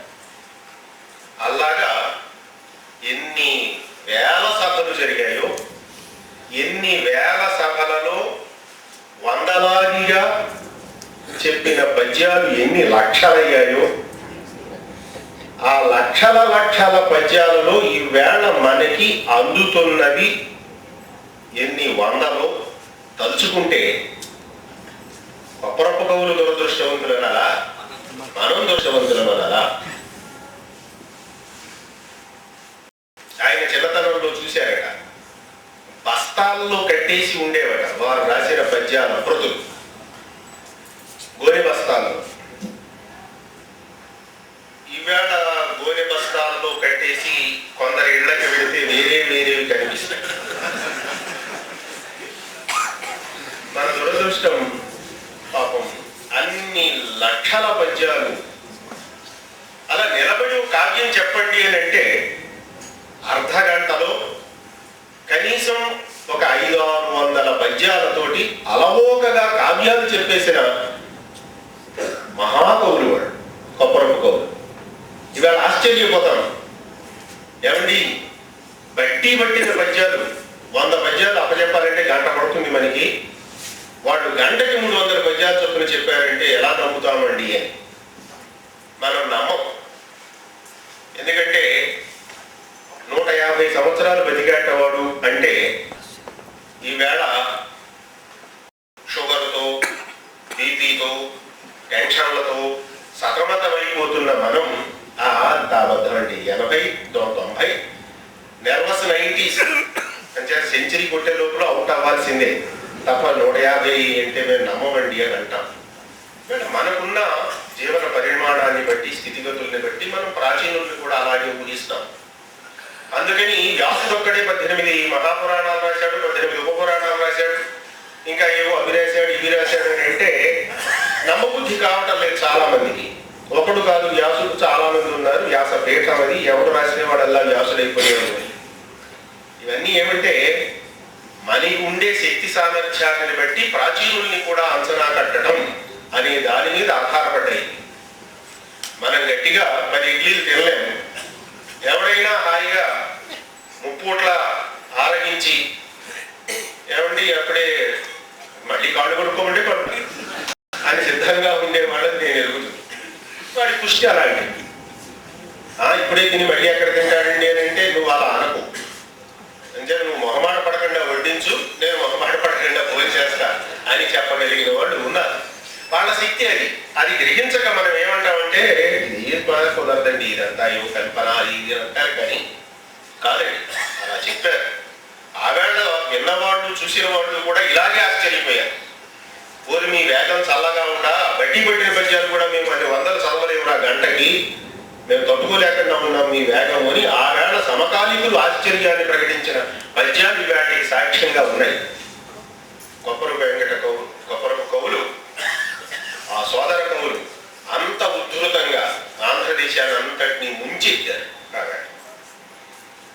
ఆవేళ నాటికి వాళ్ళ కాలానికి అవధానులు ఆంధ్రదేశాన్ని పద్యాలతో ముంచెత్తితే ఈ ఆంధ్రదేశంలో మీకు సాటి వచ్చేవారు లేరు అని వారి గురించి పద్యాలు చెప్తే అది సార్థకం. ఈవేళ మనకున్న అవధానులు కేవలం ఆంధ్రదేశంతో ఆగటల్లా అమెరికాను కూడా ముంచెత్తుతున్నారు, ఆస్ట్రేలియాను ముంచెత్తుతున్నారు, ఇంగ్లాండ్ను ముంచెత్తుతున్నారు. ఎక్కడెక్కడ తెలుగు వాళ్ళు అక్కడికల్లా వెళ్ళి పద్యాలతో అందరినీ ముంచెత్తుతున్నారు. కాబట్టి ఇలాతలంబులందరినీ మార్చేసుకుంటే మన పద్య విద్యకి ఇలాతలం అంతా కూడా తల ఊచుతున్న సందర్భం. మన శివానందమూర్తి గారు చాలా అందమైన తూకం వేశారు. ఇంకా దాని గురించి నేను ఎక్కువ చెప్పటం అవసరం లేదు. చాలా మంచి తూకం వేశారు, మంచి సూచన కూడా ఇచ్చారు. కేవలం అలా ఆశు కవితా ప్రదర్శనలతోనూ నిలబడి పద్యాలు చెప్పేస్తాం, కావ్యాలు చెప్పేస్తాం అని వదిలేస్తే ఇదిగో ఇవాళ కొప్పరపు కవుల గురించి మనం ఎంత అవస్థ పడుతున్నామో రేపు మిమ్మల్ని గురించి కూడా అదే అవస్థ పడవలసి వస్తుంది లోకం. అని చేత దయచేసి కాస్త కూర్చుని కావ్యం రాయటం అలవాటు చేసుకోండి అని చాలా మంచి విలువైన సూచన ఇచ్చారు. దాన్ని నాబోటిగా ఇచ్చిన దానికన్నా గురువు గారు ఇవ్వటం వల్ల దాన్ని అవధానులందరూ తప్పనిసరిగా గ్రహిస్తారని. పక్కనున్న నరసింహారావు గారు ఇప్పటికే గ్రహించి చాలా జాగ్రత్తగా ఉన్నారు. మొదటి నుంచి సాగర ఘోష, బాష్పగుచ్చం ఇలాంటి కవితా ఖండికలు కావ్యము కూడా ఆయన ఇప్పటికే అందించారు, ఇంకా అందిస్తారు. కొంతమందికి అవసరం అవుతోంది. మేము చేసిన అవధానమే మహాకావ్యం అని ప్రకటించాడు ఒక ఆయన. నాకు ఏం సమాధానం చెప్పాలో నాకు దోచలేదు. ఆ అవధానమే పూర్తి కాలేదంటుంటే అది మహాకావ్యం అంటాను నువ్వు అని నేనంట. ఇలాంటివి కొన్ని సమస్యలు వస్తున్నాయి. అది ఆ ప్రమాదం లేకుండా మంచి హెచ్చరిక చేశారు గురువు గారు. అది మీకు తెలిసిన అవధానులకు అందరికీ కూడా దయచేసి దాన్ని తెలియజెప్పండి అని నేను మిమ్మల్ని అందరినీ అభ్యర్థిస్తున్నాను. కొప్పరపు కవుల కళాపీఠం స్థాపించటం తేలికేనండి. కళాపీఠం ఏదైనా కానీ దాన్ని నిర్వహించటం చాలా కష్టం. ఏటేటా దాన్ని నిర్వహించటం, పుస్తకాలు ప్రచురించటం, దానికి బాగా లక్ష్మీ కటాక్షం ఉండాలి. అది మా లక్ష్మీప్రసాద్ గారు విశాఖపట్నంలో మా శర్మ గారికి పుష్కలంగా ఇటీవల లక్ష్మీప్రసాద్ గారి మీద చాలా మంచి చర్చ, రభస, రగడ అన్నీ బ్రహ్మాండంగా జరుగుతున్నాయి. ఆంధ్రజ్యోతి పాఠకులకు అందరికీ తెలుస్తుంది. అని చెప్పి మీరేదో ద్రౌపదిని తీసుకొచ్చి రోడ్డు మీద నుంచోబెట్టేశారు అని కొందరు. అది ఏం కాదండి. కానీ అసలు నేను ఒక మానసిక తత్వశాస్త్రం దృష్టిలో నుంచి నేను ద్రౌపది పాత్రను చిత్రీకరిస్తున్నానే తప్ప ఆవిడికి ఏదో అపచారం చేద్దామని కాదు. నాకేం ఉరుగుతుంది ఇప్పుడు ఆవిడికి అపచారం చేస్తే అని మీరు సమాధానం చెప్పడం. కానీ ఇది ఎలా ఉందంటే నాకు ఆశ్చర్యం. గురువుగారు అన్నట్టుగా ఏ విషయం గురించి అయినా ఇద్దరు దెబ్బలాడుకోవటం చాలా అవసరం, చాలా అవసరం. అటు తెలుగుదేశం ఇటు కాంగ్రెస్ దెబ్బలాడుకుంటేనే లోకానికి ఒక చైతన్యం, ఒక అవగాహన, ఎవరి లోతులు ఏమిటి, ఎవరి పాతులు ఏమిటి కూడా తెలుసు. పాతులు కూడా తెలుసు. లోతులు సరే, ముందు పాతులు తెలవడం కూడా చాలా అవసరం, తెలుస్తూ ఉంది. అలాగే ఏదైనా కానివ్వండి, ఓ తెలంగాణ ఓ ఆంధ్ర దెబ్బలాట జరిగితేనే అసలు ఎవరి రహస్యాలు ఏమిటి, ఎవరు ఏ ఘోష ఎందుకోసం చేస్తున్నారు, తీరా చేస్తే అసలు ఏ రంగంలో అది నిత్యము జరుగుతూ ఉంటుందో ఆ రంగం నిత్యము ప్రక్షాళితమై కొత్త చైతన్యంతో చకచకితం అవుతూ ఉంటుంది. లేకపోతే దాని గురించి ఎవరు పట్టించుకునేవాడే ఉండరు. పట్టించుకోకపోతే దాని గురించి అసలు ఏమి ఆలోచన ఉండదు సమాజం. అలాగే మన వ్యాసభారతంలో ద్రౌపదిని తీసుకుని వచ్చిన ఉరికిని చిన్నగా ఒక కాస్త మసాలా అలా తగిలించి వదిలిపెట్టేసరికల్లా లోకమంతా ద్రౌపదిని గురించి ఆలోచిస్తోంది. కానీ ప్రో వ్యాస ప్రో లక్ష్మీప్రసాద్ అయిపోయింది. వ్యాసుడికి అనుకూలంగా కొందరు, ఈయనకి అనుకూలంగా కొందరు చర్చించుకోవడం, బాధించుకోవడం. ఇన్ బిట్వీన్ ఎక్కడో ఉంటుంది దానికి సంబంధించిన వాస్తవని వస్తుంది. అది కూడా వచ్చేసింది. అసలు ద్రౌపదిని ఏ దృష్టిలో చూడాలి? కేవలం మానవకాంతగా చూడాలా, లేదా ఒక లక్ష్యాన్ని సాధింపజేయటానికి అవతరించిన శక్తి స్వరూపుడిగా చూడాలా, స్త్రీ శక్తి, స్త్రీ చైతన్యం మూర్తి భవించిన ఒక సృష్టిగా చూడాలా? ఇన్ని కోణాల్లోంచి వాళ్ళ ద్రౌపదిని గురించి ఆలోచనలు వస్తున్నాయి అని అంటే ఎప్పుడో ఇరావతి కావ్య గారు చేసి వదిలిపెట్టేసిన తర్వాత కొనసాగింపు సమాజంలో చర్చ సాగుతోంది అని అంటే దానికి అవసరం కాస్త ఆలోచింపజేయటానికి వెళ్ళాలి మనిషి. అలాగా గెలితే ఆ చర్చ సాగితే సమాజానికి చాలా శ్రేయోదాయకంగా ఉంటుంది. సాహిత్యంలో అది చాలా అరుదుగా జరుగుతుంది. ఇవాళ పద్యాల గురించి కూడా, అవధానాల గురించి కూడా ఒక దాడి జరిగినప్పుడు ఉన్నంత చైతన్యం అది చప్పబడిపోయిన తరువాత ఇప్పుడు మళ్ళీ కనిపించడం. ఒక మహోద్భుతంగా అవధానాల సభలు ఏర్పాటు చేశారు. ఇక్కడే ఈ విశాఖలోనే సాగర తీరంలో ఒక శతావధానం, ఒక 150 మహాశతావధానం, ఒక సహస్రావధానం, ఇంకోటి ఏదో జరిగింది మధ్యపర్తి పద్మాకర్ గారు. ఇన్ని జరిగాయి వరుస పెట్టి ఇక్కడ ద్విసహస్రావధానమా ఇన్ని జరిగాయి ఇక్కడ. ఇప్పుడు మళ్ళీ ఎవరు మాట్లాడలేదు. ఎందుకని అంటే సర్దుకుంది పద్యం, దాన్ని ఎవరు ఏం అనడానికి వీల్లేదు, అది శిరోధార్యం అని ఒప్పేసుకుని కూర్చున్నాక ఇంకేం అవసరం లేదు. అంటే ఏదో ఒకటి కాస్త కలకలం బయలుదేరితే తప్ప ఆ సమాజంలో దాని గురించిన ఆలోచనలు సాగవు. తిరుపతి వెంకట కవులు, కొప్పరపు కవులు కాలంలో 3 జంటలు ఇంక ఎలా దెబ్బలాడుకున్నారంటే అలా దెబ్బలాడుకున్నారు. తిరుపతి కవులు ఒక పక్కన, కొప్పరపు కవులు ఒక పక్కన, ఇదిగో మన పిఠాపురంలో వెంకట రామకృష్ణ కవులు ఒక పక్కన, 3 జంటలు కూడా బ్రహ్మాండంగా బీభత్సంగా తగువులాడుకున్నారు. ఈ తగువులాడుకోవటం మర్యాదను అతిక్రమించిన తగువులాడుకోవటం కాదు, కేవలం ప్రతిభా పాండిత్యాలు, కవితా సృష్టి, సాహిత్యము, విలువలు, అవధానాలు, నియమాలు, నిష్టలు వీటికి పరిమితంగా జరిగిన అద్భుతమైన సాహిత్య వాద వివాదం. అదొక గొప్ప శాఖ అయిపోయింది తెలుగు సాహిత్యంలో. సాహిత్యంలో వాద వివాదాలు అనేది ఒక పెద్ద పరిశోధనాంశం అయ్యింది. కేంద్రీయ విశ్వవిద్యాలయంలోనే ఒక ఎంఫిల్, ఒక పిహెచ్డి కూడా వచ్చాయి దాని మీద, కేవలం వాళ్ళకి పరిమితంగా. దానివల్ల కావ్యాలు వచ్చాయి. మనకి ఇందాక చెప్పారు, శృంగభంగ పర్వం, చప్పట్ల పర్వం, జీలుగుబెండు పర్వం, మేకు బిగింపు పర్వం, ఇలా 18 పర్వాలతో గేయరథం అని పేరు పెట్టాడు. భారతం ఇది గేయరథం అన్నారు. సరే, భారతానికి ఏదో అర్థం ఉండండి, గేరతానికి ఏమర్థం చెబుతారు అంటే గీషు రథాహ ఏ తేషాం తేషాం ఇదం గేరతం అని. అంటే వాక్కుల యందు ఆనందించేవారు, వాక్కులను చదివి ఆనందించేవారు ఎవరున్నారో వారి కోసం మేము చేసిన రచన ఇది, కాబట్టి ఇది గేరతం అన్నాడు. భారతం కన్నా ఎక్కువ ప్రతులు అమ్ముడుపోయే ఈ గేరతం ఇవాళ అలభ్యం, కొనుక్కుందామంటే దొరకదు, అంత ప్రచారాన్ని పొందింది. ఇలాగా చాలా, అందులో చాలా తమాషాగా ఉంటుంది. ఆయన ఎవరో జీలుగుబెండ్లు అన్నారు. తిరుపతి వెంకట కవులే బాగుంది ఎంత అండి, ఇది వాడు జీలుగుబెండ్లు లాంటి వారు ఉన్నారు. ఎంత కల్పన చేశాడు. జీలుగుబెండ్లు అంటే మన సమాధానం ఏం చెప్తాం? వాళ్ళు వెంటనే కల్పన, కాకవి కాచ పాత్రల మొగంబులు మూయగ జీలుగుబెండ్లమే. కాచపాత్ర అంటే సీసా, కాకవులు అంటే దుష్ట కవులు, చేతకాని కవులు. అంచేతను కాకవులు అనే కాచపాత్రలు, సీసాలకి మొగంబులు మూయగా జీలుగుబెండ్లని అన్నాడు. వెర్ర వేసేస్తాం సీసాలకి. ఎంత కల్పన చేసేది ఒక జీలుగుబెండు అనేసరి కదా. ఇవన్నీ ఈవేళ మనం ఆనందిస్తాం. ఆ వేళ కాస్త హాట్గా ఉంది వ్యవహారం. దాంట్లో ఈ యవనపు గాళ్ళు అన్నాడు చెడపడి వెంకట శాస్త్రి. మండిపోయి సాగింది బాడు లాగే వాళ్ళకి వీళ్ళకి కూడా ఎంతకాలం జరుపులాడుకుంటారు. అయిన తర్వాత అసలు ఇంతకీ ఎవడరా మనకి ఈ అగ్గిపొల్ల వేసిన వాడు అంటే ఎవడో కనపడ్డాడు. ఈ వాడు కదరా ఇంత సృష్టి చేశాడు, మనకి అనవసరంగా అపార్థ సారథుల్ని చేశాడు మనకు అందరినీ. అంతకుముందు తిరుపతి కవులు అంటే కొప్పరపు కవులకు గురుభావం, తిరుపతి కవులకు కొప్పరపు కవులు అంటే ఇంక శిష్య వాత్సల్యాన్ని మించిన వాత్సల్యం. ఏదో వయస్సులో కాస్త హెచ్చు తగ్గులు ఉన్న కారణంగా ఎంత ప్రేమ, ఎంత గౌరవం అంటే మనం చెప్పలేము. ఉత్తి పుణ్యానికి వీళ్ళు కలిసి ఒక వ్యక్తిలో భోజనం చేస్తూ అంటే అప్పుడు కొప్పరపు అగ్రజులు ఆయన చక్కగా ఎర్రటి శాలువా ఒకటి మెడలో వేసుకుని అగ్రపీఠాల్లో కూర్చుంటే అది చూసి ముచ్చట పడిపోయి చంద్రబాబు వెంకట శాస్త్రి గారు పద్యం చెప్పాడు. అంత ప్రేమ వాత్సల్యము పరస్పరం ఇద్దరికి నలుగురికి ఉన్నటువంటి వాతావరణంలో ఉత్తి పుణ్యానికి ఆ మధ్యలో గుంటూరు వాళ్ళు ఉన్నారే, వాళ్ళు ఏమైనా మిరపకాయ బ్రాండ్ వారు. చేతులు వాళ్ళు ఏదో కొంచెం ఆ కాలం తగిలించేసరికి అది అలా రాజుకుంది. మధ్యలో పొగ ఊదేవాడు కొందరు ఉంటారు, ఉప్పుగా అంటే అలా రాజుకుంది. సరే, బాగానే ఉంది, మంచిదే జరిగింది కదా.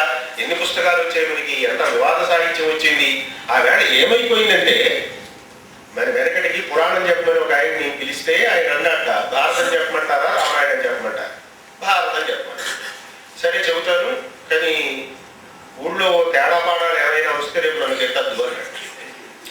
చెప్పండి. ఆయన చివరికి వచ్చి కురుక్షేత్ర సంగ్రామం దగ్గర వచ్చేసరికి సగం మంది పాండవ పక్షం, సగం గౌరవ పక్షం అయిపోయి అక్కడే తగ్గులు ఆడుకున్నారు, కొట్టేసుకున్నారు, మొన్న బదులు కొట్టేసుకున్నారు. అంత గొప్పగా చెప్పేశాడు ఆయన పురాణం. ఆ వేళ ఆంధ్రదేశం అంతా ఏమైపోయిందంటే కొప్పరపు కవుల పక్షమా, తిరుపతి కవుల పక్షమా, రెండు వాగులు అయిపోయింది, ఇరువాగుల వారు అయిపోయారు. పద్యం రాయటం చేతకాని వాడు ఎవడూ లేడండి ఆ వేళ. వీళ్ళ వాద పుణ్యవాద ఎంత లాభం అండి అది. ఇంటింటా పద్య కవులే. వాళ్ళు స్నేహితులకి రాసుకున్న ఉత్తరాలు కూడా పద్యాలి, జడ్జీలకి పెట్టుకున్న అర్జీలు కూడా పద్యాలి, ఇంటి పన్ను తగ్గించమని మున్సిపల్ కమిషనర్ గారికి పంపించిన లేఖ కూడా పద్యాలి. ఆయన పద్యాలు అర్థం కాక పన్ను తగ్గించేసి ఊరుకునేవాడు. ఎంత గొప్ప చైతన్యం. చివరికి మీరు ఆశ్చర్యపోతారు, పత్రికల్లో అడ్వర్టైజ్మెంట్స్ వస్తాయి చూడండి, అమృతాంజనము అప్పుడున్న అడ్వర్టైజ్మెంట్స్ అవి కూడా పద్యాల్లో ఇచ్చారు.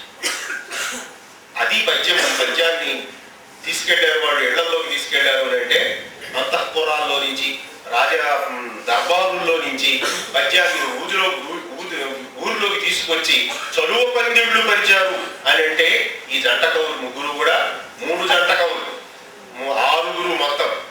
ఎంత ఎంత చైతన్యం తీసుకొచ్చినట్టు ఆ వేళ. సరే, అవన్నీ ఇవాళ మనం చదువుకుని ఆనందించడానికి వాళ్ళు తీసుకొచ్చినటువంటి గొప్ప. ఇంతకీ నేను అనేది ఏంటంటే, ఏదైనా కొంచెం రగడ నడుస్తున్నప్పుడే దాని సొగసు లోకానికి అందుతూ ఉంటుంది. అది ఆ వేళ చాలా ఉద్ధృతంగా వచ్చింది. ఈ వేళ మనం దాన్ని తలుచుకుని కనీసం కొప్పరపు కవులు అంత ఉద్ధృతంగా సభల్లో సమావేశాల్లో తిరుపతి వెంకట కవులకు దీటుగా నిలబడి, ఎందుకంటే లబ్ధ ప్రతిష్ఠులతో తగ్గు పెట్టుకోకూడదు అన్నారు. వాడు ఆల్రెడీ ఎస్టాబ్లిష్డ్ వాడు, వాడితో తగ్గు పెట్టుకుని నెగ్గుకు రావడం చాలా కష్టం. అలాంటిది వాడు నెగ్గుకొచ్చారు. లబ్ధ ప్రతిష్ఠులైన తిరుపతి కవులతో జగడం పెట్టుకుని నువ్వా నేనా అని నిలబడి వాళ్ళకి సమస్కందులం అని అందరి చేత అనిపించుకున్నారు, వారి చేత కూడా అనిపించుకున్నారు. అంతటి గొప్ప కవులు. మరి ఏమైపోయిందండి ఈ వేళ? తిరుపతి వెంకట కవులు పేరు చెప్తే వాళ్ళ అవధానం పద్యాలు ఏమి మనకి కనిపించవు. ఈ గీతాలు ఇవి కనిపిస్తాయి అంతే, ఏవో అక్కడ చెప్పిన కొన్ని పద్యాలు కనిపిస్తాయి అంతే. కానీ వాళ్ళకి భారత నాటకాలు ఉన్నాయి, వాళ్ళకి బుద్ధ చరిత్ర ఉంది, వాళ్ళకి దేవి భాగవతం ఉంది, ఇంకోటి ఇన్ని ఉన్నాయి వాళ్ళకి. ఎన్ని ఎలా ప్రబంధం ఉంది, చాలా ప్రబంధాలు ఉన్నాయి వాళ్ళకి. కానీ మన కొప్పరపు కవుల దగ్గరికి వచ్చేసరికి వాళ్ళు కావ్యాలు కూడా కూర్చుని రాయలేదు. వినండి అన్నారంటే శ్రవ్య కావ్యం అని చెప్పి వినండి అన్నారంటే వేల పద్యాలు చెప్పేసి వదిలేశారు. ఆ వేళ ఈ టేప్ రికార్డులు ఉండుంటే ఎంత గొప్పగా ఉండేది లేదు. ఆ లక్షల పద్యాలు రికార్డు అయి ఉంటేనా ఈ వేళ చాలా అద్భుతంగా ఉండేది. ఎంతమందికి PhD వచ్చేవో మా వాదన మాది. ఆ దొరుకుతున్న కాసిన పద్యాలతోనే నేను ఒక MPhil చేయించాను మా కుర్రవాడు, నా దగ్గర ఒక అబ్బాయితో.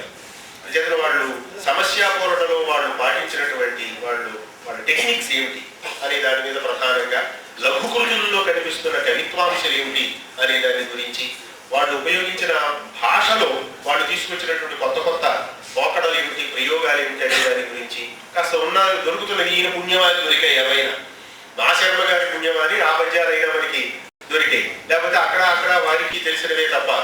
మొట్టమొదటి హనుమజ్జానకి రామశర్మ గారు, ఆ తర్వాత అవన్నీ మళ్ళీ తీసుకుని వచ్చి మనకి చక్కగా పుస్తక రూపంలో అందించారు. ఈవేళ ఆ దొరుకుతున్న పద్యాలని విభిన్న కోణాలలో నుంచి పెద్ద విమర్శకులు, ఇందులో ఇవాళ సీనియర్ మోస్ట్ అవధాని, ఇవాళ ఉన్న వాళ్ళల్లో సీనియర్ మోస్ట్ అవధాని సుపర్ణ శతావధాని గారు, వారి దగ్గర నుంచి మొదలుపెట్టి ఇదిగో ఈ వేళకి వరకు సహస్రావధానాలు చేస్తున్న, ద్విశతావధానాలు చేస్తున్న ఈ యువతరం ప్రతినిధుల వరకు అందరినీ అడిగి వారి సాహిత్యాల్లో ఈ కోణంలో మీరు వ్యాసం ఇవ్వండి, ఈ కోణంలో మీరు ఒక వ్యాసం ఇవ్వండి అని వారికి అందరికీ పాపం ఫోన్లు చేసి, మా శర్మ గారికి నేను మంచి బిరుదు ఇచ్చాను. మరి ఆయన తర్వాత నన్ను తప్పు పట్టినా ఏం చేసినా నేను నా సంపాదకీయంలో కూడా రాసేసాను. నేను చేసిన పనివల్ల ఏంటంటే టాపిక్స్ ఇచ్చాను, ఇది రాయగలిగిన వ్యక్తులు వీరునైనా మొదలుపెట్టు అన్నారు. ఇంకంటే వాళ్ళని నిద్రపోనివ్వకుండా ఈయన వెంటాడి అని చెప్పి 3 సార్లు, రోజుకు 3 సార్లు ఒక్కొక్కరికి ఫోన్లు అని చెప్పి వెంటాడి మొత్తం వ్యాసాలన్నీ రప్పించి ఆ తర్వాత దాన్ని చక్కగా అందరినీ చాలా బాగా ముద్రించారు. ఇక్కడ చేతను సంపాదకుడుగా నేను కొంచెం బాధ్యత మాత్రమే, మిగతా శ్రమంతా పాపం మాసగారే పడ్డారు. ప్రూఫ్లు దిద్దటం అనేది అంతా శ్రమ కాదండి. చేతను నన్ను అడిగితే ఏదైనా రాసి వదిలేయటం తేలిక, రాసేసి వదిలేయటం తేలిక, ప్రూఫ్లు దిద్దటం అది చాలా గొప్ప శిక్ష. అంతా శిక్షకాలు. ఆ వెచాట్లన్నీ పాపం ఆయనే పడ్డాడు మా శర్మ గారు. ఇంత కంట్లో ఒత్తులు వేసుకుని ఎదిగినా ఎక్కడో చోట అప్పుతొచ్చులు అనేవి తప్పదు మనకి. ఆ అప్పుతొచ్చులు కొన్ని దొరుకుతూనే ఉంటాయి. పంచాయతీ శ్రద్ధగా దాన్ని అంతటినీ వేశారు. పంచాయతీ శర్మ గారికి మరొకసారి నేను అభినందిస్తున్నాను. వ్యాసకర్తలకు అందరికీ ధన్యవాదాలు చెబుతున్నాను. ఈ సంవత్సరం ఈ కళాపీఠం పురస్కారాన్ని నాకు ఇచ్చిన ఈ కళాపీఠం నిర్వాహకులకు అందరికీ ప్రత్యేకంగా ధన్యవాదాలు చెబుతున్నాను. అయితే అవధానాలు వదిలిపెట్టేశాను కనుక వదిలిపెట్టేసినందుకు గౌరవ సూచకంగా నాకు ఈ సన్మానం చేశారు అని విశ్వసిస్తున్నాను. ఎందుకంటే రంగంలో ఉన్నవాడికి చేస్తే కొన్ని ఇబ్బందులు వస్తాయి. అది వదిలిపెట్టేసిన తర్వాత మనం చేసినట్టయితే ఏ గొడవ ఉండదు. అయితే ఈ పురస్కారాలు ఆలస్యంగా అందుకోవడం మంచిది అని నారాయణ రెడ్డి గారు ఒకసారి చెప్పారు. ఎందుకైనా పురస్కారం తొందరపడకూడదు, మనం ఆలస్యం అయిన కొద్దీ మంచిది అన్నారు. ఎందుకండి అన్న, ఆలస్యం అయిన కొద్దీ అమౌంట్ పెరుగుతుందయ్యా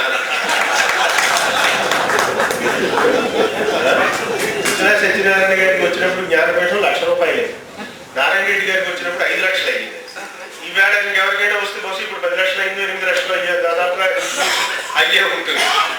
ఆలస్యంగా పురస్కారాలు అందడంలో సౌకర్యం ఉంది అని. అలాగా ఇదేమి మరి బహుశా బేస్పాటి వారికి ఏమిటో తర్వాత ఏముంటుందో నేను పొరుసు చూసుకుంటేనే కానీ ఇంకా ఏమన్నా చెప్పలేదు. కానీ ఆధారంగా ఈ పురస్కారం చాలా విలువైన పురస్కారం. పురపుకోవల పేరు మీద వెలసిన కళాపీఠంలో ఇంతమందికి మంచి పెద్దల సమక్షంలో గురువు గారి చేతుల మీదుగా ఈ పురస్కారం నాకు అందించడం చాలా నేను అందరికీ శిరస్సు వచ్చి నమస్కరిస్తున్నాను, కృతజ్ఞతలు ప్రకటిస్తున్నాను. శివానందమూర్తి గారి చేతి మీదుగా ఇది 2వ పురస్కారం సత్కారం నేను అనుకోవడం. మొదటిదేమో సాహిత్య అకాడమీ అవార్డు వచ్చిన సందర్భంగా లక్ష్మీప్రసాద్ గారు అండ్ మూర్తి గారు అందరూ కలిసి ఇక్కడ చేశారు. ఆవేళ నేను ఏదో ఇంటర్వ్యూకి వెళ్ళబోతూ చేత గురువు గారి అనుగ్రహం చేత నేను అది సాధిస్తాను అన్నాను. అది సాధించాను. అయితే ఇప్పుడు నేనేమి మనసులో నాకు ఏమీ లేవు అని చేత ఆశీస్సులు వారి పుష్కలంగా నాకు అందించారు. చేత వారికి నేను శిరసా నమస్కరిస్తూ అందరికీ మరొకసారి ధన్యవాదాలు చెబుతూ ఆ పుస్తకాన్ని దయచేసి మీరు అందరూ చదవండి.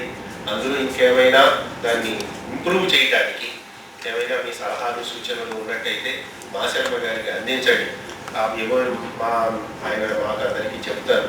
దాన్ని ఇంకా 2వ ముద్రణకి ఇంకొంచెం దాన్ని ఇంప్రూవ్ చేయడానికి అవకాశం ఉంటుంది కనుక దయచేసి సహృదయత అంటే గురువుగారు ఇందాక అన్నారు. సహృదయత అంటే ఏమైనా చెప్పవలసిన విషయాలు ఉంటే కూడా దాచేసుకోవడం సహృదయత అవ్వదు. అది చెప్పవలసింది వచ్చినప్పుడు చెప్పడమే సహృదయత. అంచేత దయచేసి కొంచెం సహృదయత అనే పరిధిని కొంచెం విస్తరింపజేసుకుని అందులో సూచనలు కూడా అందించండి అని అందరికీ విజ్ఞప్తి చేస్తున్నాను. వేదుల సుబ్రహ్మణ్య శాస్త్రి గారి కంకణం చూశాను నేను. అది ఇతను బాగుంది. విశాఖపట్టణానికి సరిపడిన తూకం కనపడుతుంది. తూకంగా ఇతను విశాఖపట్టణంలో ఉన్న సంస్కృత ఆంధ్ర ప్రేమికులందరూ, దాని పట్ల గౌరవం కలిగిన వ్యక్తులందరూ కలిసి మాస్టర్ గారికి చేసిన సన్మానం. చేతులు దానికి ఆవేళ నేను రాలేకపోయాను. ఇంకొక సందర్భంలో కూడా నేను రావాల్సింది, ఆవేళ నేను రాలేదు. నేను విజయనగరంలో ఉండిపోవలసి వచ్చింది. అది ఇవ్వగానే ఇటు వద్దామనుకున్నాను కానీ నాకు ఆవేళ కుదిరింది కాదు. ఈవేళ వారి చేతికి ఉన్న కంకణాన్ని పక్కనే కూర్చొని తనివి తీరా చూసి ఆనందిస్తున్నారు చేసిన వారికి ప్రత్యేకంగా ధన్యవాదాలు అందరికీ. చాలా కోపం ఉండి ఉంటుంది వీరికి, లేకపోతే నాకు 10 నిమిషాలు కేటాయిస్తా ఉంటున్నాను. ఎందుకంటే 1-2 నిమిషాలు నిలబడితే మర్యాదగా ఉంటుంది. పండితులు అయిన వారు సభాస్థలి నుండి అప్పుడక్కడ ఉద్దండత పీఠమెక్కిన పదప్రకరము నాకు ఏమి ఉండదు. ఉండక కోతి చెట్టు పులకమ్మను ఉండక గంట పదే బాధ తాలిమి చెంద రహచంద్రమా అని ఎవరి ప్రసంగం వింటాం, ఎవరి ముఖ దర్శనం అయితే హాయిగా ఉంటుందని భావిస్తాం. వారి సరసన 10 నిమిషాలు ప్రసంగించబట్టే చాలా ప్రమాదకరమైన విషయం. అజ్ఞానాన్ని ఎంత ఎక్కువసేపు మాట్లాడితే అంత బయట పెట్టుకోవడం అవుతుంది. నేను అజ్ఞాని కాదు కాబట్టి ఆ పని చేయండి. ఇది ఒక్క విషయం మాత్రం చెప్పవలసిన అవసరం ఉంది. నాకు స్వగృహం లేదు, సొంత వాహనం లేదు, శిస్తు కట్టడానికి భూమి లేదు. కానీ నన్ను పోషకులు చేశారు.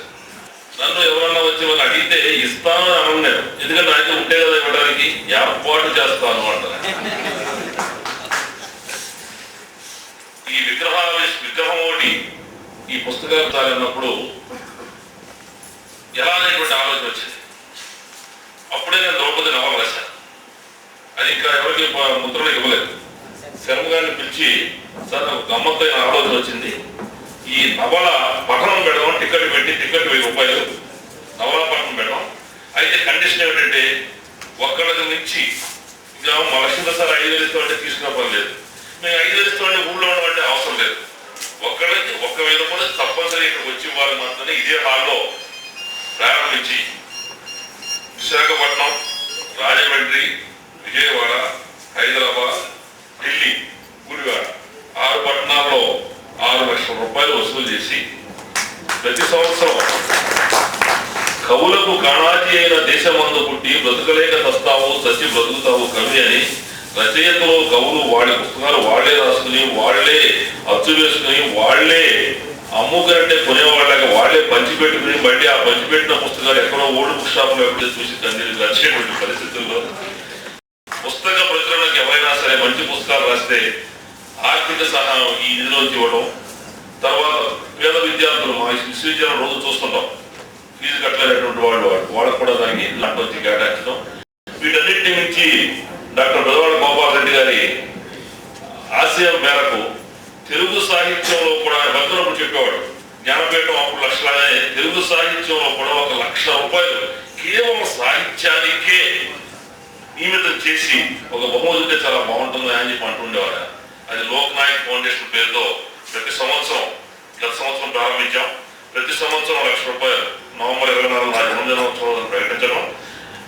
జనవరి 18 స్వర్గీయ ఎన్టీ రామారావు గారు, స్వర్గీయ హరివంశరాయ బచ్చన్ గారి యొక్క వర్ధంతి ఒకే రోజు, ఆ రోజున పురస్కారం ప్రదానం చేయడం. గత సంవత్సరం మారుతి చంద్రు దంపతులకి ఇవ్వడం జరిగింది. ఇలా శర్మ గారు నా పక్క నుండి, మేమిద్దరం కూడా, శర్మ గారు చాలా ప్రమాదకరమైన మనిషి. ఆయన అరేబియా వాడి యొక్క ఒంటి లాంటి వాడు. కృష్ణశాస్త్రి గారు బైరాగ్యాన్ని గురించి రాస్తూ అరేబియా వాడి ఒంటే బైరాగి అని చెప్పి రాస్తారు. అట్లాగే నాకు చూస్తే భయం.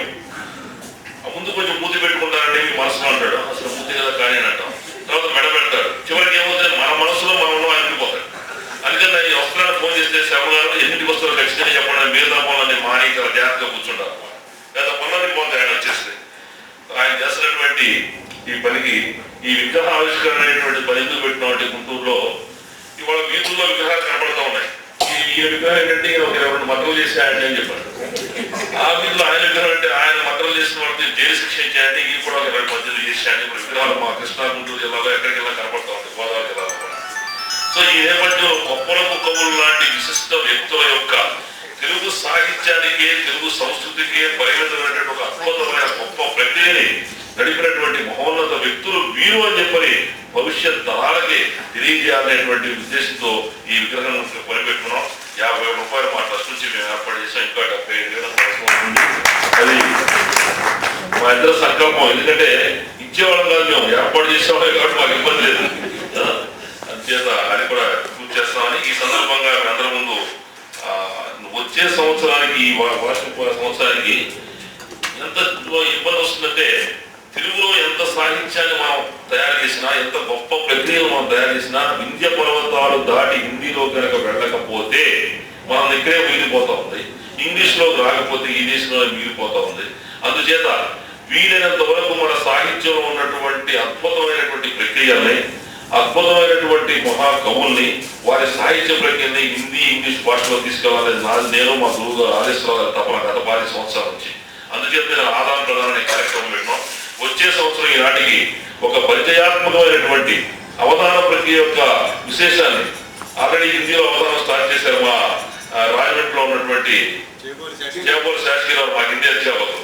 కాబట్టి కొంచెం పరిచయాత్మక విశ్వవిద్యాలయాల పరిచయం ఉంది కాబట్టి ఈ అవధాన ప్రక్రియ గురించి ఒక 10-30 రాసి గొప్ప కవుల యొక్క విశేషాలను కూడా రాసి హిందీలో ఒక పుస్తకం తీసుకొస్తామని చెప్పని అనుకుంటూ, ఇందాక పెద్దలు ఒక మాట చెప్పారు, శివానందమూర్తి గారు, పేదవాళ్ళ గారు కూడా చెప్పారు. ఇవాళ ఏమైపోయిందంటే నాగరికత ముసుగులో మనకి చాలా మొహమాట ఎక్కువైపోయింది. ప్రతిదానికి మనకి ఎందుకు వచ్చింది, ఏదో బాగా మంచివాడేదో మాట వేస్తే పోతుందనేటువంటి మొహమాటలో పడిపోయి మనం కొట్టుకుంటున్నాం. ఈ మధ్యన విప్లవ రచయితల సంఘం మీద నిషేధం విధించినప్పుడు ఇద్దరు కెమెరాలు చూసుకున్న రూమ్కి వచ్చారు హిందీ డిపార్ట్మెంట్ యూనివర్సిటీలో. ఏమంటే మీ అభిప్రాయం ఏమిటి అన్నారు. చాలా స్పష్టంగా ఆమె ఆలోచించలేదు. ఏమిటి దాని నుంచి ఆలోచించాల్సిన ఏముందంటే చాలా తప్పు పని.